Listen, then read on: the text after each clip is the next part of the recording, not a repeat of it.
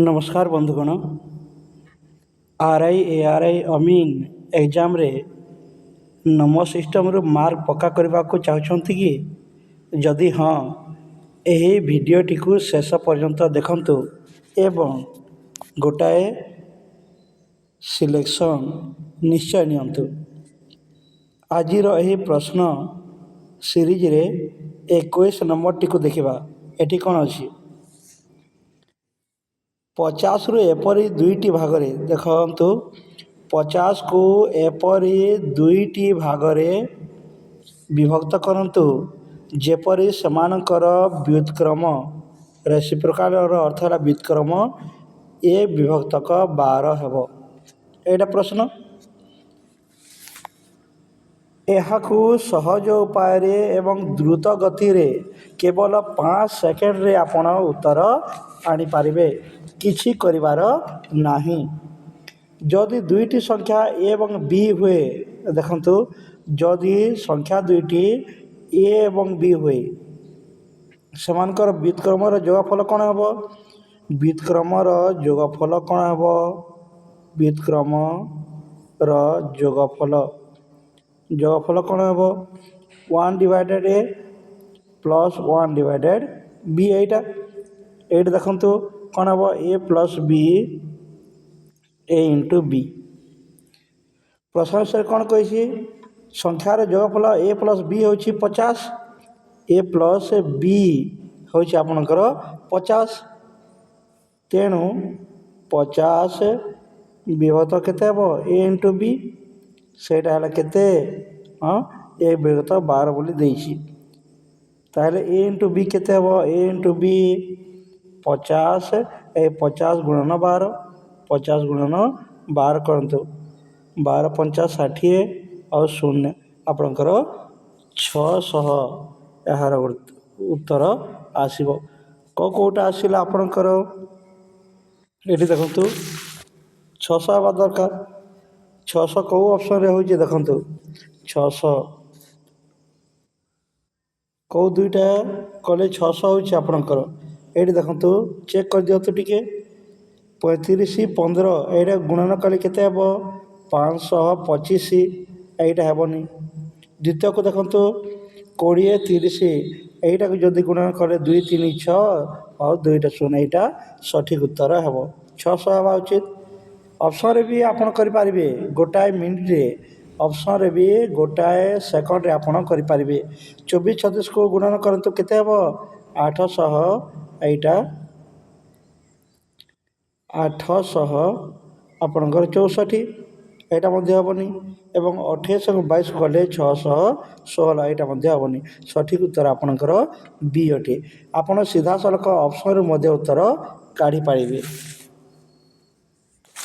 देखंतु आउ जदि माइंड रे स्पीड कैलकुलेशन करबा को चाहउचंती तारे कोन करिवे? एठी कोन अछि जेते बेले देखिबे जोगफल 50 एवं व्युत्क्रम जोगफल 1 और 2 दिया जाइछे सेते बेले सीधा सलख आपण एही फार्मूला टी को प्रयोग करि पारिबे नै पारिबे। कोन देखंतु कोन हुए संख्याटी जहा गुणन कोन डिनोमिनेटर ए फार्मूला टी डिनोमिनेटर एटा नियंतु एटी केते 50 अछि गुणन केते 12 केते हला आपनकर 600।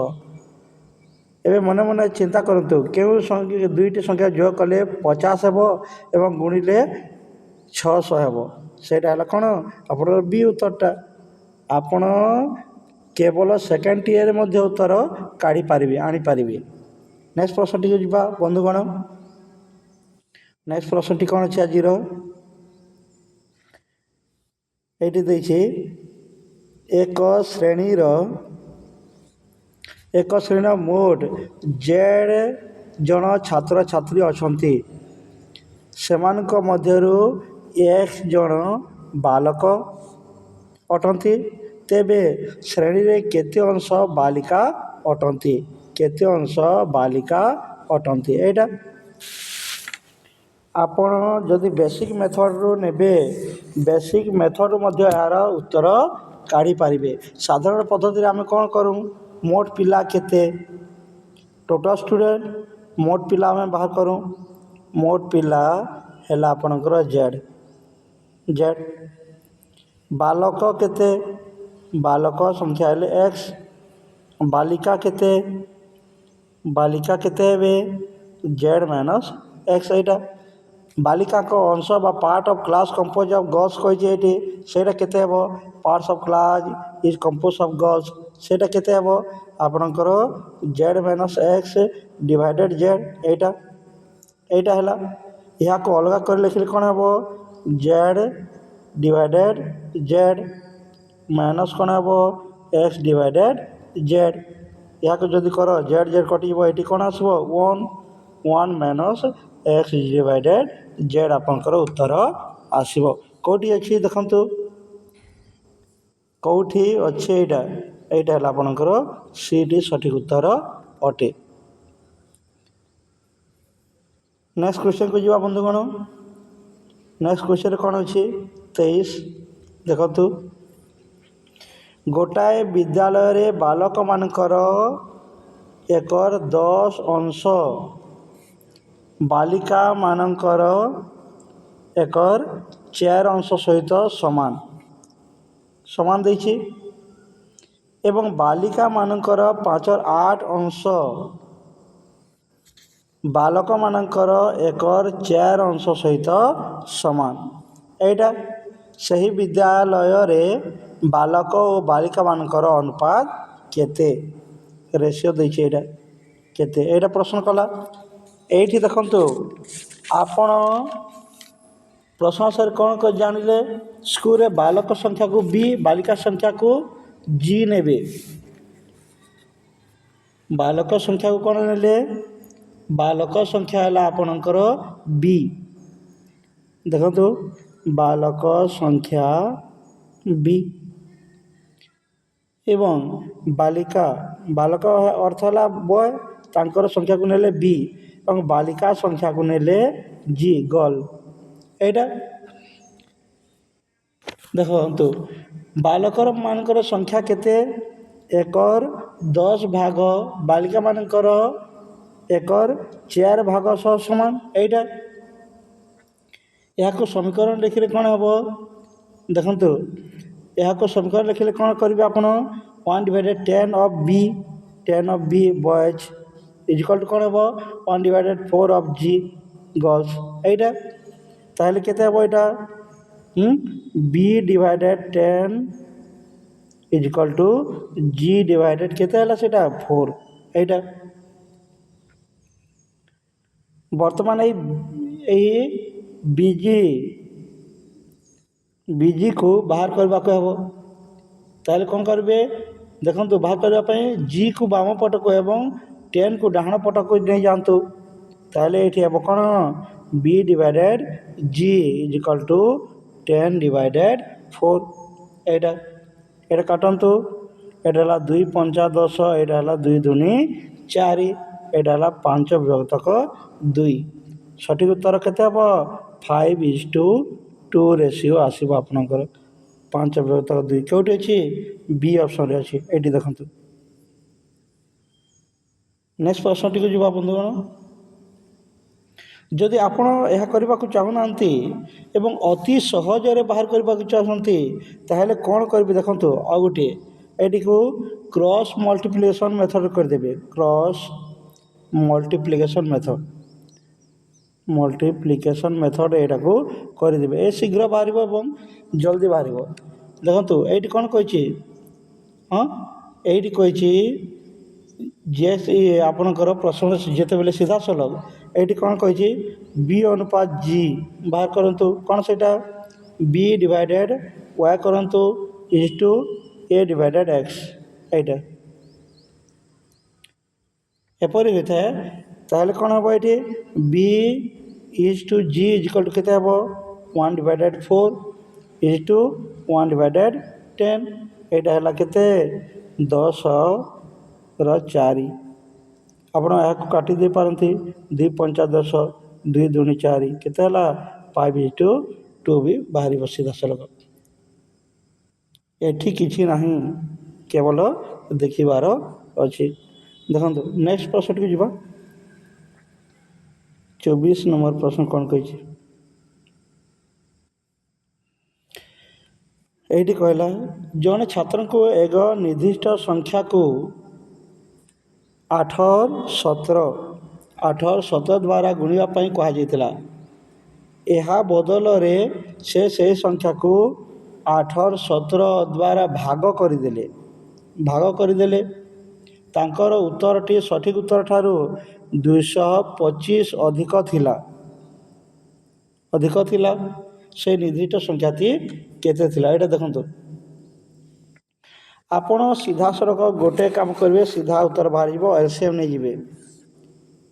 ଦେଖନ୍ତୁ ଏଇଠି 17 ଧରି ନିଅନ୍ତୁ, ସେହି ସଂଖ୍ୟାଟି ହେଉଛି ଭଗ୍ନାଂଶର ହର 17 ଏବଂ ଅଂଶ 8। ତାହେଲେ ଲସାଗୁ କ'ଣ ହେବ, ଏଠି ଏଲସିଏମ୍ କ'ଣ ହେବ? ଏଲସିଏମ୍ ହେଲା 8 17ର ସେଇଟା ହେଲା 136। ଏତେ ୟୁନିଟ୍। ପ୍ରକୃତ ଗୁଣଫଳ କ'ଣ ହେବା କଥା? 136 ଗୁଣନ 8 ବିୟୋତକ 17 ଏଇଟା ହେବା କଥା। ଏଟାକୁ କାଟିଲେ ଆପଣ ଯେଉଁଟା ହରଣ ଅଛି, ଗୁଣନ କେତେ ହେବ? ଏଇଟା ହେଲା କେତେ?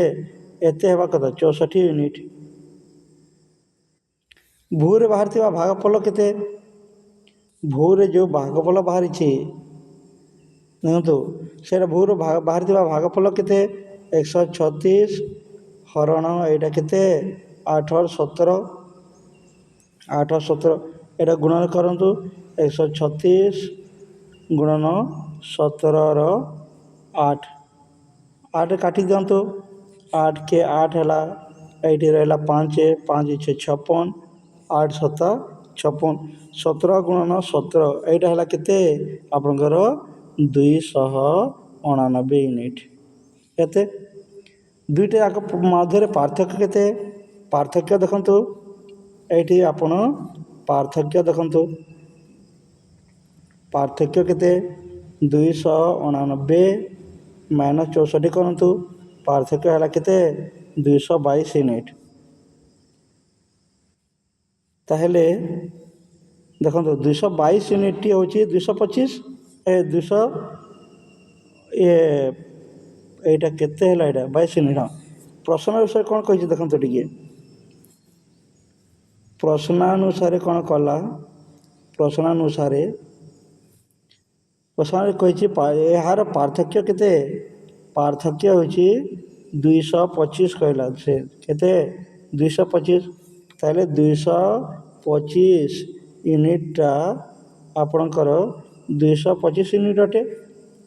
1 ୟୁନିଟ୍ଟା କେତେ ହେବ? 1 ୟୁନିଟ୍ ହେବ ତୁମର 225 ବିୟୋତକ 225 1। ଏଇଟା ହେଲା କେତେ? 1। ତାହେଲେ ଏଇଠି ପ୍ରକୃତ ସଂଖ୍ୟା ହେଉଛି 136 ୟୁନିଟ୍, ଯାହା 136 ଗୁଣନ 1 କଲେ କେତେ ହେବ? ଏଇଟା 136 ହେବ। ଏଇଟା କେଉଁ ଅପସନ୍ରେ ଅଛି ଦେଖନ୍ତୁ? ସି ଅପସନ୍ରେ ଆପଣଙ୍କର ଅଛି। ନେକ୍ସଟ ପ୍ରଶ୍ନକୁ ଯିବା ବନ୍ଧୁଗଣ। ଏଇଠି କ'ଣ ଅଛି ଦେଖନ୍ତୁ? 25 କହିଛି କ'ଣ? 1 2 ଏବଂ 3 5 ମଧ୍ୟରେ ଥିବା ପରିମେୟ ସଂଖ୍ୟାଟି କେଉଁଟି? ଆପଣ ଯଦି ଏହାକୁ ନେବେ, ଦେଖନ୍ତୁ ସିଧା ଉତ୍ତର ଦେଖିକି ଆପଣ ବାହାର କରିଦେବେ। ଯଦି ଆପଣ ଗଣିତ କରିବାକୁ ଚାହୁଁନାହାନ୍ତି, ସିଧା ଉତ୍ତର ଦେଖିବେ କି ଆପଣ ବାହାର କରିନେବେ। ଦେଖନ୍ତୁ, ଯଦି ଭଗ୍ନାଂଶ ଦୁଇଟି a/b, ଏଇଟା a/b ଏବଂ c/d ଥାଏ, ତେବେ ସେମାନଙ୍କ ମଧ୍ୟରେ ଥିବା ଭଗ୍ନାଂଶ ହେଉଛି କ'ଣ? ଏଇଟା ଆମେ ଜାଣିଲେ a + c b + d। ଏଇଟା ଏହାକୁ କ'ଣ କହନ୍ତି? Median rule. ମନେ ରଖିବେ, ଏଇଟା ହେଲା ଆପଣଙ୍କର ମିଡିଆନ୍ ରୁଲ୍। ଏଇ ରୁଲ୍ରେ ଆପଣ ଶୀଘ୍ର ଏହାକୁ ବାହାର କରିପାରିବେ। ଆମର ସଂଖ୍ୟା ଦୁଇଟି କ'ଣ ଦେଖନ୍ତୁ?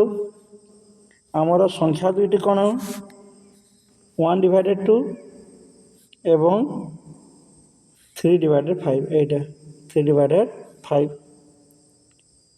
ଲବର ଯୋଗଫଳ ବାହାର କରନ୍ତୁ। ପ୍ରଥମେ ଲବର ଯୋଗଫଳ ବାହାର କରନ୍ତୁ। କେତେ ହେବ? ଏଇଟା 1 ପ୍ଲସ୍ 3 ସେଇଟା ହେଲା 4। ହରର ଯୋଗଫଳ ବାହାର କରନ୍ତୁ। ହର କେତେ 2 5 2 5 ଏଇଟା ହେଲା 7। ନୂଆ ଭଗ୍ନାଂଶ କେତେ ହେବ? ନୂଆ ଭଗ୍ନାଂଶ କେତେ ହେବ ଆପଣଙ୍କର 4 ବିଭକ୍ତକ 7। କେଉଁଠି ଅଛି ଦେଖନ୍ତୁ ବି ଅପସନ୍ରେ ଅଛି। ଏଇଟା ବି ଅପସନ୍ରେ ଆପଣଙ୍କର ଅଛି, କିଛି କରିବାର ନାହିଁ। ଆପଣଙ୍କୁ 40 ସେକେଣ୍ଡ ବି ଲାଗିବନି ଉତ୍ତର ବାହାର କରିବା ପାଇଁ, କେବଳ ପ୍ରଶ୍ନକୁ ବୁଝିଲେ ହେଲା। 26 ପ୍ରଶ୍ନଟିକୁ ଦେଖନ୍ତୁ। ଏଇଠି ଦେଲା ଦୁଇଟି ଭଗ୍ନାଂଶର ଗୁଣଫଳ ହେଉଛି 14 ବିଭକ୍ତକ 15 ଏବଂ ସେମାନଙ୍କର ଭାଗଫଳ ହେଉଛି 35 ବିଭକ୍ତକ 24। ଏଇଟା ସେହି ଭଗ୍ନାଂଶ ଦ୍ୱୟ ମଧ୍ୟରୁ ବୃହତ୍ତମ ଭଗ୍ନାଂଶଟି କେତେ? ବୃହତ୍ତମ ଭଗ୍ନାଂଶଟି କେତେ? ଏଇଟା ପ୍ରଶ୍ନ। ଦେଖନ୍ତୁ ଆପଣ ସର୍ଟକଟ୍ ଟ୍ରିକ୍ରେ ଯିବେ। ଯଦି ଆପଣଙ୍କୁ ଦୁଇଟି ସଂଖ୍ୟାର ଗୁଣଫଳ ଏବଂ ଭାଗଫଳ ଦିଆଯାଇଥାଏ, ତେବେ ସବୁଠାରୁ ବଡ଼ ସଂଖ୍ୟାଟି ବାହାର କରିବାର ସିଧାସଳଖ ସୂତ୍ର କ'ଣ? ଏଇଠି ଯଦି ନିଅନ୍ତୁ ଗୁଣଫଳ ପି ଭାଗଫଳ କ୍ୟୁ। ଗୁଣଫଳ ଦୁଇଟି ସଂଖ୍ୟାର ଗୁଣଫଳ ହେଲା ଆପଣଙ୍କର ପି ଏବଂ ଭାଗଫଳ ହେଲା ଆପଣଙ୍କର କ୍ୟୁ। ଏଇଟା କ୍ୟୁ। ଏପରିକା ଯଦି ଆପଣ ନିଅନ୍ତି ତ ସୂତ୍ର କ'ଣ ପାଇବେ? ଗ୍ରେଟ୍ ଫ୍ରାକ୍ସନ୍ ପାଇଁ ସୂତ୍ର କ'ଣ ପାଇବେ ଆପଣ? ଏଇଠି ଗ୍ରେଟର ଫ୍ରାକ୍ସନ୍ ଏଇଟା ପ୍ରଶ୍ନ ପାଇବେ। ଗ୍ରେଟର ଫ୍ରାକ୍ସନ୍ ପାଇଁ କ'ଣ ପାଇବେ? ଫର୍ମୁଲା ପି ଇଣ୍ଟୁ କ୍ୟୁର ରୁଟ୍ କରିବେ ଆପଣ। ଏଇଠି ପି କେତେ? 14 ବିଭକ୍ତକ 15 ଗୁଣନ କେତେ? 35 ବିଭକ୍ତକ 24। ଏଇଟା ଏହାକୁ କାଟିକି ସରଳ କରିଦିଅନ୍ତୁ। 15 ଏବଂ 35କୁ 5 ବାର କାଟିଲେ 15 ଏବଂ 35କୁ 5 ବାର କାଟିଲେ କେତେ ହେବ? 7 ବିଭକ୍ତକ 3। ଏଇଟା ବୁଝାମଣା କଲେ ଏଇଟା ହେଲା କେତେ? 15 ଏବଂ 35କୁ ଯଦି କାଟିବେ ଆପଣ 15 ଏବଂ 35କୁ କାଟିବେ କେତେ ହେବ? ସେଇଟା 7 ବିଭକ୍ତକ ହେଲା 3। ଏବଂ 14 ଏବଂ 24 କରନ୍ତୁ। 14 ଏବଂ 24କୁ କାଟନ୍ତୁ କେତେରେ? 2ରେ କାଟନ୍ତୁ। 2ରେ କାଟିଲେ ହେଲା ଏଇଟା କେତେ? 7 ବିଭକ୍ତକ 12। ବର୍ତ୍ତମାନ ଗୁଣଫଳ କ'ଣ ହେବ? ଗୁଣଫଳ କ'ଣ ହେବ? 7 ଗୁଣନ 7 ବିଭକ୍ତକ 3 ଗୁଣନ 12ର ରୁଟ୍ ଓଭର୍। ଏଇଟା ତାହେଲେ ସେଇଟା ହେଲା 7 7 କେତେ? 49ର ରୁଟ୍ ଓଭର୍। ଏଇଟା ହେଲା 12 3 36। ଏଇଟା 2ଟି ଗଲେ ସେଇଠି ହେଲା 49 କାହାର ବର୍ଗ? 7ର। 36 କାହାର ବର୍ଗ? 6ର। 7 ବିଭକ୍ତକ କେତେ? 6 ଆପଣଙ୍କର ଉତ୍ତର, କିଛି କରିବାର ନାହିଁ। କେଉଁ ଅପସନ୍ରେ ଅଛନ୍ତି ଦେଖନ୍ତୁ? କେଉଁ ଅପସନ୍ରେ ଅଛି ଦେଖନ୍ତୁ? ଏଇଟା ହେଲା ବି ଅପସନ୍ଟି କରେକ୍ଟ ଉତ୍ତର। ନେକ୍ସଟ ପ୍ରଶ୍ନଟିକୁ ଯିବା ବନ୍ଧୁଗଣ। 26ରେ କ'ଣ ଅଛି ଦେଖନ୍ତୁ?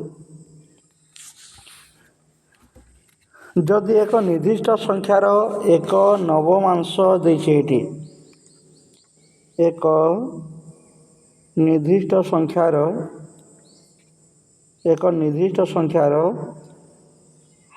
ଏକ ନବମାଂଶ ବା 9 ଭାଗରୁ 1 ଭାଗ, ଏହାର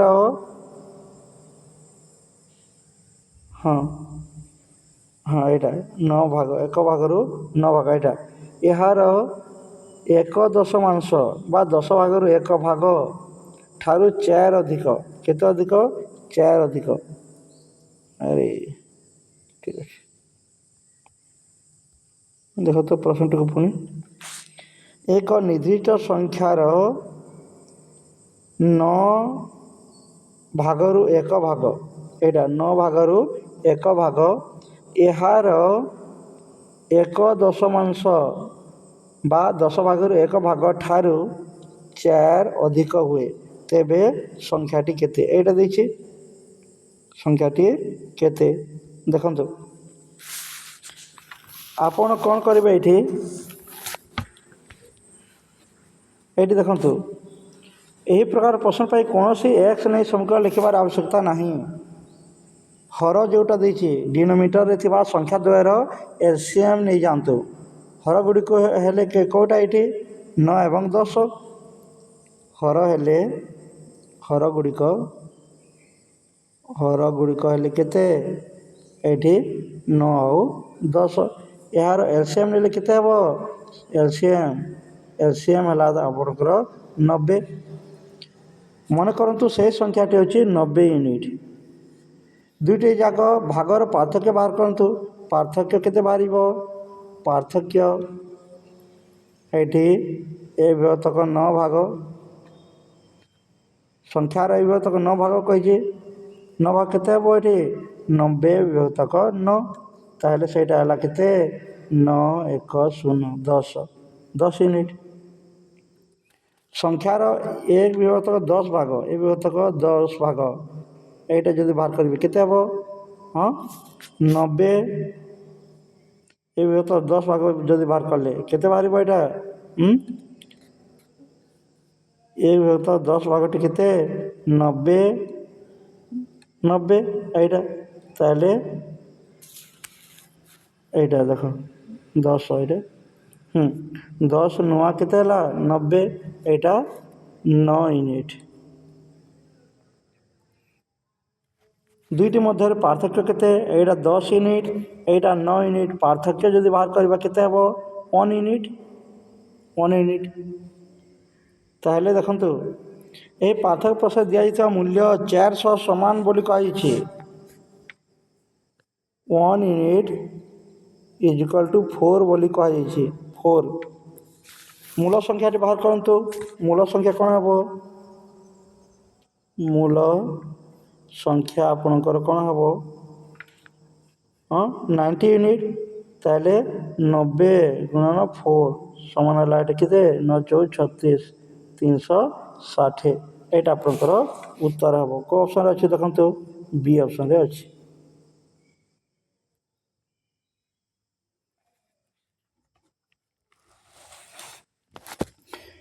ଦେଖନ୍ତୁ ଆପଣ ଯଦି ଆଉ ସର୍ଟକଟ୍ ଟିକିରେ ବାହାର କରିବାକୁ ଚାହୁଁନ୍ତି, ଖାତା କଲମ ବିନା, ପରୀକ୍ଷାରେ କୌଣସି ଖାତା କଲମ ବିନା କେବଳ ଅପସନ୍ ଦେଖିକି ଉତ୍ତର ବାହାର କରିବା ପାଇଁ ଚାହାନ୍ତି, ତେବେ ଏହି ଟିପ୍ସକୁ ଦେଖନ୍ତୁ। ଯେହେତୁ ସଂଖ୍ୟାଟିର 1 9 ଏବଂ 1 10 ଭାଗ ବାହାର କରାଯାଇଛି, ତେଣୁ ସଠିକ୍ ସଂଖ୍ୟାଟି ନିଶ୍ଚିତ ଭାବରେ 9 ଏବଂ 10 ଦ୍ୱାରା ସମ୍ପୂର୍ଣ୍ଣ ଭାବେ ବିଭାଜ୍ୟ ହେଉଥିବ। এইଠି କ'ଣ ଦେଖିବେ? ଦିଆଯାଇଥିବା ବିକଳ୍ପ ଗୁଡ଼ିକୁ ଦେଖନ୍ତୁ।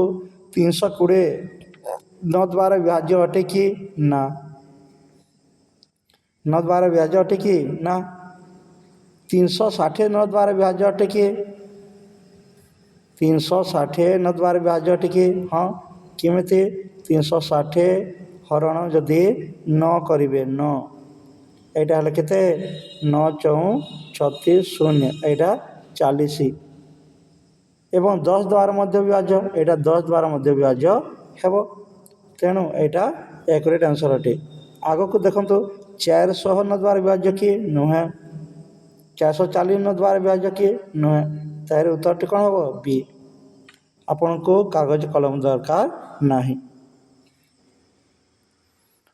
ଯଦି ଆପଣ ଫର୍ମୁଲା ବୁଝିକି କରିବେ, ପୁଣି ଫର୍ମୁଲାକୁ ନେଇ କି କରିବାକୁ ଚାହୁଁଛନ୍ତି, ତାହେଲେ ଏହି ପଦ୍ଧତିକୁ ନେଇ କି କରିପାରିବେ। ବେସିକ୍ ଫର୍ମୁଲା ଯେଉଁଟା ଦେଖନ୍ତୁ, ସଂଖ୍ୟାକୁ କ'ଣ ନେଇଯିବେ? ମନେକର ସଂଖ୍ୟାଟି ଏକ୍ସ, ମନେକର ସଂଖ୍ୟାଟି ଏକ୍ସ ଅଟେ। ପ୍ରଶ୍ନାଂଶରେ କ'ଣ କହିଛି? ପ୍ରଶ୍ନାଂଶରେ କ'ଣ କହିଛି? ଏଇଠି ପ୍ରଶ୍ନାନୁସାରେ x divided 9 minus x divided 10। ଆପଣଙ୍କୁ ଯେଉଁ ପଦ୍ଧତିଟି ଭଲ ଲାଗିବ ସେଇଟା କରିବେ। এইটা 4, এইটা ଦେଇଛି ପ୍ରଶ୍ନାଂଶରେ। ଲସାଗୁ 90 ନେଇ ସମାଧାନ କଲେ କ'ଣ ହେବ? ଲସାଗୁ ଆପଣ 90 ନେଇ ସମାଧାନ କରନ୍ତୁ। 90 କ'ଣ ହେବ ସେଇଟା? 10x minus 9x divided 90 is equal two 4। এইଟା ଆପଣ ପାଇଲେ 10x 9x କାଟି ଦିଅନ୍ତୁ। କ'ଣ ପାଇଲେ?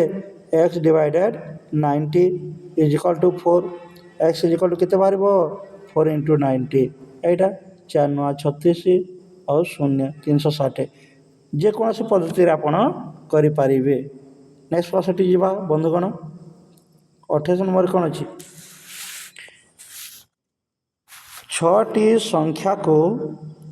ଛଅଟି ସଂଖ୍ୟାକୁ ବଡ଼ରୁ ସାନ ବା ଅଧକ୍ରମ ଅନୁସାରେ ସଜେଇ ଦିଆଯାଇଛି। ଏଇଟା ସଜେଇ ଦିଆଯାଇଛି। ପ୍ରଥମ ପାଞ୍ଚଟି ସଂଖ୍ୟାର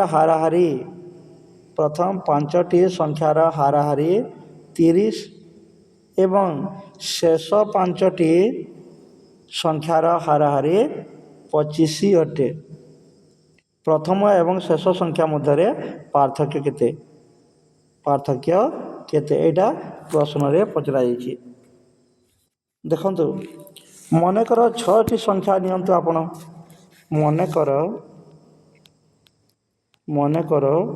6ଟି ସଂଖ୍ୟା କ'ଣ ପାଇଲେ ଆପଣ? ABCD ନେଇଯାଆନ୍ତୁ। ABCDEF। ଏଇଟା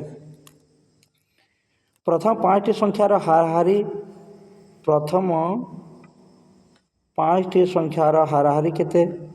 ସଂଖ୍ୟାର ହାରାହାରି ଏଇଟା ଦେଇଛି, ଏଭରେଜ୍ ଯେଉଁଟା ଆପଣଙ୍କର 30।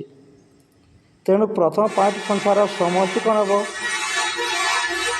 ପ୍ରଥମ 5ଟି ସଂଖ୍ୟାର ସମଷ୍ଟି କ'ଣ ହେବ? ଏଠି ସମଷ୍ଟି କ'ଣ? A plus B plus C plus D plus E plus, ଦେଖନ୍ତୁ E, ଏଇଟା ହେଲା E 5ଟି। ତାହେଲେ କ'ଣ ହେବ? 30 ଗୁଣନ 5, 5 3 15, ଏଇଟା ହେଲା 150। ସମୀକରଣ 1ରେ ନିଅନ୍ତୁ, ଏଇଟା 150। ଆଗକୁ ଦେଖନ୍ତୁ କ'ଣ ହେବ? ଶେଷ 5ଟି ସଂଖ୍ୟାର ହାରାହାରି 25 କହିଛି। ଶେଷ 5ଟି ସଂଖ୍ୟାର ହାରାହାରି କହିଲା ଆପଣଙ୍କର ଏଭରେଜ୍ 25। ତେଣୁ ଶେଷ 5ଟି ସଂଖ୍ୟାର ସମଷ୍ଟି କ'ଣ ହେବ? ସମଷ୍ଟି ଏଠି ନିଅନ୍ତୁ B plus C plus D plus E plus F, ସେଇଟା ହେଲା କେତେ? 25 ଗୁଣନ 5, 25 5 କେତେ? 125। ଆପଣଙ୍କର 2 ନମ୍ବର ସମୀକରଣ ଏଇଟା। ଏବେ ସମାଧାନ କରିଦିଅନ୍ତୁ। ବର୍ତ୍ତମାନ ପ୍ରଥମ ଓ ଶେଷ ସଂଖ୍ୟାର ପାର୍ଥକ୍ୟ କେତେ? ପ୍ରଥମ ଓ ଶେଷ ସଂଖ୍ୟାର ପାର୍ଥକ୍ୟ କେତେ ହେବ? ସଂଖ୍ୟାର ପାର୍ଥକ୍ୟ ଦେଖନ୍ତୁ, ଏଇଠି କେତେ ହେବ? A minus F। ଏଇଆ ପ୍ରଥମ ସମୀକରଣ 1ରୁ ସମୀକରଣ 2କୁ ଏବେ ବିଯୋଗ କରନ୍ତୁ। ପ୍ରଥମେ କ'ଣ ପାଇଲେ ଆପଣ? A plus B plus C plus D plus E, ଏଇଟାରୁ ମାଇନସ୍ କରନ୍ତୁ କେଉଁଟାକୁ? B plus C plus D plus E plus Fକୁ, ଏଇଟାକୁ। ତାହେଲେ କ'ଣ ହେବ? ଏଇଠି ଅଛି 150, ଏଇଠି ଅଛି 125। ମାଇନସ୍ କଲେ ଆପଣ କ'ଣ ପାଇବେ? 150ରୁ 25 ଗଲେ 25 ଆପଣଙ୍କର ଉତ୍ତର ଆସିବ। ଯାହାକି କେଉଁଠି ଅଛି ଦେଖନ୍ତୁ, କେଉଁଠି ଅଛି? B ଅପସନ୍ରେ ଆପଣଙ୍କର ଅଛି। ଏଭଳି ପ୍ରଶ୍ନ ପାଇଁ କୌଣସି ଖାତା ବା ପେନ୍ର ଆବଶ୍ୟକତା ନାହିଁ। ଆପଣ ସିଧାସଳଖ ମନେ ମନେ ବି ଉତ୍ତର ବାହାର କରିପାରିବେ। କେମିତି? ଦେଖନ୍ତୁ କ'ଣ ହୁଏ। ଯେଉଁଟା ବି ସଂଖ୍ୟାଟି ଅଛି ଗୁଣନ କ'ଣ ହେବ? ଗ୍ରୁପ୍ ସାଇଜ୍ ହେବ। ଏଇଠି ଗ୍ରୁପ୍ ସାଇଜ୍ ହେବ। ଏଇଟା ଦେଖନ୍ତୁ ଗ୍ରୁପ୍ ସାଇଜ୍ ହେବ ଏଇଟା। ତାହେଲେ ଏଠି କ'ଣ ଅଛି? 30 ଅଛି, ବିଯୋଗ କେତେ? 25, ଗୁଣନ କେତେ? 5, ଏଇଟା। ତାହେଲେ 30ରୁ 25 ଗଲେ କେତେ? 5, ଗୁଣନ ଏଇଠି କେତେ? 5, ସେଇଟା କେତେ ହେଲା? 25। ଅପସନ୍ Bରେ ଅଛି। କିଛି କରିବାର ନାହିଁ। ଯେତେବେଳେ ଦୁଇଟି କ୍ରମିକ ଗ୍ରୁପ୍ ମଧ୍ୟରେ କେବଳ ପ୍ରଥମ ଓ ଶେଷ ସଂଖ୍ୟା ଅଲଗା ଥାଏ ଏବଂ ବାକି ସବୁ ସଂଖ୍ୟା ସମାନ ଥାଏ, ସେତେବେଳେ ପ୍ରଥମ ଓ ଶେଷ ସଂଖ୍ୟାର ପାର୍ଥକ୍ୟ ସବୁବେଳେ ହାରାହାରି ପାର୍ଥକ୍ୟ ଗୁଣନ ଗ୍ରୁପ୍ରେ ଥିବା ସଂଖ୍ୟା ସହ ସମାନ ହୋଇଥାଏ। ଏହାକୁ କେବଳ ମନେ ରଖିବାକୁ ହେବ। ନେକ୍ସଟ ପ୍ରଶ୍ନଟିକୁ ଯିବା ବନ୍ଧୁଗଣ। 29 ନମ୍ବରରେ କ'ଣ ଅଛି ଦେଖନ୍ତୁ। ଏଇଠି ଦେଇଛି 4387ର ବର୍ଗ 245 ଗୁଣନ 621ର ବର୍ଗ 72 ଅଟେ। କ'ଣ କରିବାକୁ କହିଛି ର ଗୁଣଫଳରେ ଏକକ ସ୍ଥାନର ଅଙ୍କ କେତେ ହେବ? ଏଇଟା ଦେଖନ୍ତୁ ଏକକ ସ୍ଥାନର ଅଙ୍କ କେତେ ହେବ? ଅତି ସହଜ ଟ୍ରିକ୍ ମାଧ୍ୟମରେ ପ୍ରଶ୍ନକୁ କେବଳ ଦେଖି ଉତ୍ତର ବାହାର କରିଦିଅନ୍ତୁ। ଏଠି ଦେଇଛି ଦେଖନ୍ତୁ, ପ୍ରଥମ ଟିକିଏ ଦେଖନ୍ତୁ, ଏଇଠି କହିଲା କ'ଣ, ଯେତେବେଳେ ଆମକୁ ଏକକ ଅଙ୍କ ବାହାର କରିବାକୁ ଥାଏ ଆମେ କେବଳ ସଂଖ୍ୟାର ଶେଷ ଅଙ୍କ ଏବଂ ତା'ର ଘାତକୁ ଦେଖିଥାଉ। ପ୍ରଥମେ କ'ଣ ଅଛି 4387, ଏଠାରେ ଶେଷ ଅଙ୍କ କ'ଣ 7, ଏଇଠି 7, 7ର ଚକ୍ରତା ହେଉଛି କ'ଣ, 7ର ଚକ୍ରତା କ'ଣ 4, ଅର୍ଥାତ୍ ପ୍ରତି 4ଟି ପାୱାର ପରେ ଏକକ ଅଙ୍କ ପୁନରାବୃତ୍ତି ହେଉଛି। ତେଣୁ ଘାତ 245କୁ 4 ଦ୍ୱାରା ଭାଗ କରନ୍ତୁ। 245 ଯେଉଁଟା ସେଇଟା 4 ଦ୍ୱାରା ଭାଗ କରନ୍ତୁ। এইটা ভাগ কলে কেতে হব 424, 424 4 কে 4 1 রহব, 1 আপনার রিমাইন্ডর রহব। এইটা হল 1 রিমাইন্ডর। রিমাইন্ডর কেতে রহলা ভাগশেষ কেতে রহলা 1 বলকা রহলা। এবে 7 যেটা 7র পাওয়ার কেতে 1 को करंतु केते हबो 7। तेणु यही भागर एकक अंक कौन 7 अटे। एकक अंक है आपणकर 7। द्वितीय भाग को नियंतु 621 को नियंतु। यार शेष अंक कौन 1। एटा यार शेष अंक है 1। 1 पावर जहाँ भी हेले मध्य एकक अंक सब 1 ही रहा जाना आम। तेणु ये भागर एकक अंक हूँ 1। यही भागर एकक अंक कौन एकक अंक है आपणकर 1। तेणु यही भागर एकक अंक 1। एकक अंक कौन देखे ये 7 गुणन 1 समान केते हम 7 आपणकर उत्तर हम कौटी अच्छी डी ऑप्शन रे आपणकर अच्छी किसी करिवार नाही। आपण अति सहजरे मध्य करि पारबे किपरि देखंतु। हाँ 245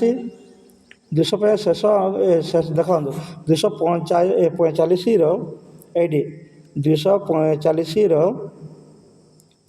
शेष दुईटी अंक केते 45। 245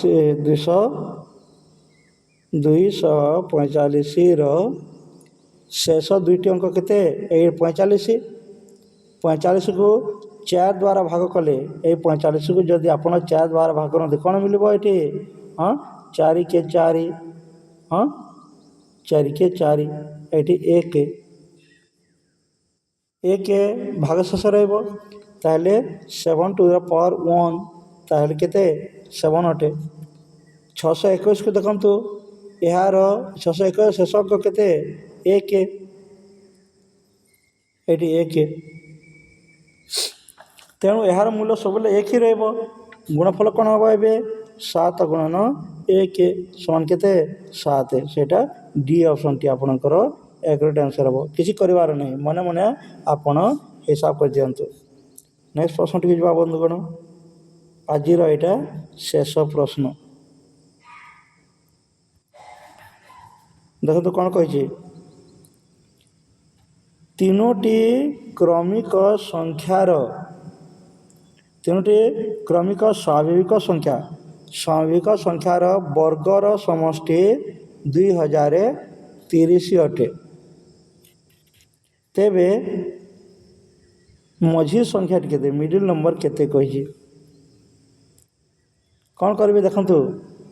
संख्या गुड़िकर वर्गर समष्टि केते कहला संख्या गुड़िकर वर्गर समष्टि केते 2030। 3टी संख्यार हाराहारी बाहर करते हो 3टी संख्या केतेटा 3टी संख्यार एवरेज बाहर करते हाराहारी बाहर करते केते हम 2030 डिवाइडेड 3 एप्रोक्सीमेटली यहाँ बाहर केते 676.67 यहाँ एवं देखंतु 676 कहार वर्ग सेटा निश्चित भाव कार वर्ग हम 26 वर्ग 26ର ସ୍କୋୟାରଟି ହେଲା ଆପଣଙ୍କର 676। ତେଣୁ ଉତ୍ତର କ'ଣ ହେବ ଆପଣଙ୍କର ଉତ୍ତରଟି ହେଲା 26। ଆପଣ ଯଦି ଆଉ ମନେ ମନେ ହିସାବ କରିବେ, ବିଳମ୍ବ କରିବାକୁ ଚାହୁଁନାହାନ୍ତି, କେବଳ ଅପସନ୍ଟି ଯାଞ୍ଚ କରିଦିଅନ୍ତୁ। ଅପସନ୍ କ'ଣ ଅଛି ଦେଖନ୍ତୁ। ଏଇଠି ଯଦି ମଝି ସଂଖ୍ୟା କହିଛି, ଦେଖନ୍ତୁ ଏଇଠି ପ୍ରଥମ ସଂଖ୍ୟାଟି ନେଲେ କେତେ x-1 ମଝି ସଂଖ୍ୟାଟି ହେଲା x ଏବଂ ଶେଷ ସଂଖ୍ୟାଟି ହେଲା x+1। ଏଇଟା ତିନୋଟି ସଂଖ୍ୟା ଯଦି ଅଛି, ତାହେଲେ ମଝି ସଂଖ୍ୟାଟି ଯଦି ଆପଣ ମଝି ସଂଖ୍ୟାଟିକୁ 26 ଧରି ଦିଅନ୍ତୁ, କେତେ 26, ତାହେଲେ କ'ଣ ହେବ? ପ୍ରଥମଟି ଦେଖନ୍ତୁ, ପ୍ରଥମଟି ଅଛି 25ର ସ୍କୋୟାର, 25ର କେତେ ହେବ 625। ଏଇଟା 25ର ସ୍କୋୟାର କେତେ ହେବ 625। 26ର ସ୍କୋୟାର ଦେଖିଲେ କେତେ ହେବ ଆପଣଙ୍କର 26ର 676।